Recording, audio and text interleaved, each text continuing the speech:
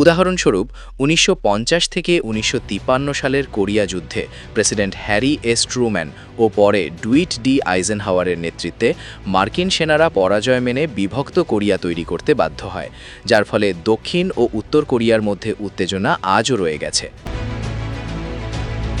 Vietnam যুদ্ধে American সেনারা কোটি কোটি টাকা খরচ করেও স্থানীয় গেরিলা যুদ্ধের সঙ্গে মানিয়ে নিতে পারেনি এবং president John F Kennedy, Lyndon B Johnson ও রিচার্ড নিক্সনের আমলে চলা দীর্ঘ ২০ বছরের যুদ্ধ শেষে মার্কিন সেনারা সাইগনকে প্রত্যাহার করতে বাধ্য হয়, যা রাজনৈতিক ও নৈতিকভাবে বড় ব্যর্থতা ও লজ্জাজনক হার হিসেবে বিবেচিত।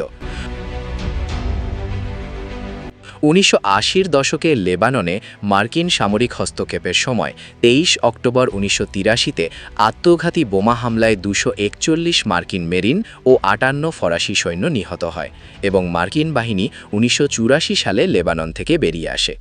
এই ঘটনার ফলে হিজবুল্লাহ ও অন্যান্য শক্তিধর গোষ্ঠী উত্থান লাভ করে এবং দেখা যায় শুধু সামরিক শক্তি দিয়ে স্থায়ী শান্তি বা রাজনৈতিক সমাধান আনা যায় না। ২০০১ থেকে ২০২১ পর্যন্ত আফগানিস্তানে দীর্ঘ ২০ বছরের যুদ্ধ president George W Bush, Barack Obama, Donald Trump ও জো বাইডেনের আমলে প্রায় $2.3 ট্রিলিয়ন ব্যয় ও হাজারের বেশি মার্কিন সৈন্যের মৃত্যু সত্ত্বেও তালেবান আবার ক্ষমতায় আসে এবং ইউএসের রাষ্ট্রগঠন নীতির সীমাবদ্ধতাকে তুলে ধরে। আবার ২০০৩ সালের ইরাক যুদ্ধেও সাদ্দাম হোসেনের সরকার পতনের পর দীর্ঘস্থায়ী অস্থিতিশীলতা ও আইএসআইএসের উত্থান ঘটে, যা প্রমাণ করে সামরিক জয় নিলেও রাজনৈতিক স্থিতিশীলতা আসেনি এবং সিরিয়া ও লিবিয়ার মতো দেশগুলোতেও যুক্তরাষ্ট্র ও তার মিত্রবাহিনী সরাসরি বা প্রক্সি হস্তক্ষেপ করে দীর্ঘমেয়াদী স্থায়ী শান্তি নিশ্চিত করতে ব্যর্থ হয়। এই ইতিহাসটি পরাশক্তির অস্ত্রশক্তি থাকা সত্ত্বেও দীর্ঘমেয়াদী বিজয় ও স্থিতিশীলতা আনতে অক্ষমতার দৃষ্টান্ত।